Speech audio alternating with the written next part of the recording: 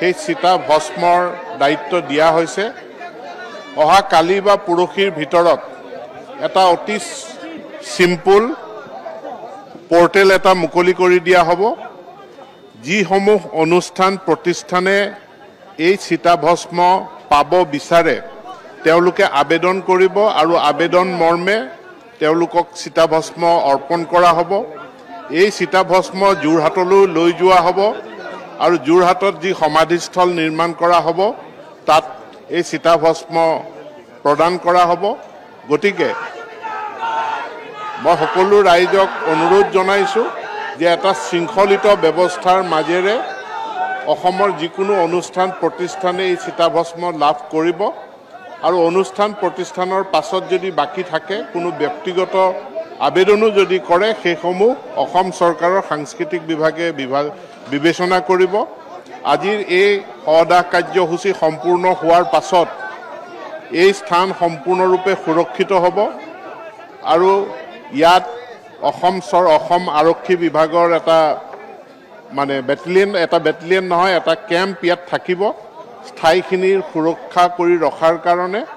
আৰু যিটো ক্ষেত্ৰ আমি 10 বিঘা মাটিৰ ব্যৱহাৰ কৰিলোঁ এই ক্ষেত্ৰটো সুৰক্ষিত কৰাৰ কাৰণে ইয়াৰ বাউণ্ডেৰী ৱাল নিৰ্মাণৰ কামো আৰম্ভ হ'ব আৰু সমাধিস্থলীত যিটো মূল স্থলী চিতা য'ত জ্বলোৱা হৈছে তাক সুৰক্ষিত কৰাৰ কাৰণে পকা ৱাল পকী বেৰৰ নিৰ্মাণ কাৰ্যসূচী আজি নিশাই আৰম্ভ হ'ব। এইটো ৰাইজৰ অনুষ্ঠান, ৰাইজৰ কাৰণে, কিন্তু ৰাইজৰ কাৰণে আমি সুৰক্ষিত কৰিব লাগিব। এই চিতাৰ যি অস্থি সেই অস্থি আমি পৰিয়ালৰ হাতত অৰ্পণ কৰিম। যি ভস্ম আছে সেই ভস্ম সাংস্কৃতিক বিভাগৰ হাতত সি সুৰক্ষিত হৈ থাকিব। যি সমাধিস্থলী নিৰ্মাণ হ'ব তালৈ এই চিতাভস্ম কঢ়িয়াই নিয়া হ'ব। অসম চৰকাৰে খুব এটা চিম্পল পোৰ্টেল বনাই দিব। অসমৰ যিসমূহ অনুষ্ঠান প্ৰতিষ্ঠানে জুবিন গাৰ্গ ডাঙৰীয়াৰ চিতা ভস্ম পাব বিচাৰে তেওঁলোকৰ নিজৰ ব্যৱহাৰৰ কাৰণে তেওঁলোকেও এই চিতাভস্ম লাভ কৰিব পাৰিব। তাৰ কাৰণে তেওঁলোকে এটা অনলাইন আবেদন কৰিব লাগিব আৰু এই ঠাইখিনি সম্পূৰ্ণৰূপে সুৰক্ষিত হ'ব। গোটেই 74 বাউণ্ডেৰী ৱাল নিৰ্মাণৰ কামটো দুদিনমান পলম হ'ব কাৰণ তাৰ কাৰণে এষ্টিমেট বনাব লাগিব, মাটিখিনি ডিমাৰ্কেট কৰিব লাগিব। কিন্তু যিটো চিতাৰ বেদী সেই বেদী সুৰক্ষিত কৰাৰ কাৰণে বাউণ্ডেৰী ৱালৰ কনষ্ট্ৰাকশ্যন আজি নিশাই আৰম্ভ হ'ব। ইতিমধ্যে আপোনালোকে দেখিছে অস্থায়ী বেৰিকেড নিৰ্মাণ কৰি দিয়া হৈছে। এই অস্থায়ী বেৰিকেডৰ উপৰিও এখন পকী ৱাল নিৰ্মাণৰ কাম আজি নিশাৰ ভিতৰতে আৰম্ভ হ'ব।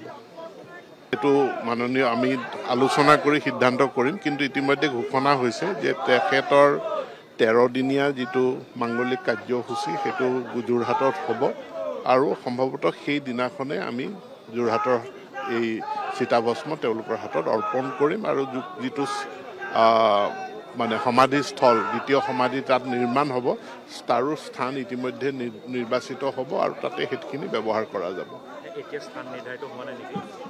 আমাৰ যোৰহাটত 2-3টা অপশ্যন আছে। আমি আটাইকেইটা অপশ্যন চাই পেলাই এদিন আলোচনা কৰি পৰিয়ালৰ লগতো আলোচনা কৰি যোৰহাটৰ জিলা প্ৰশাসন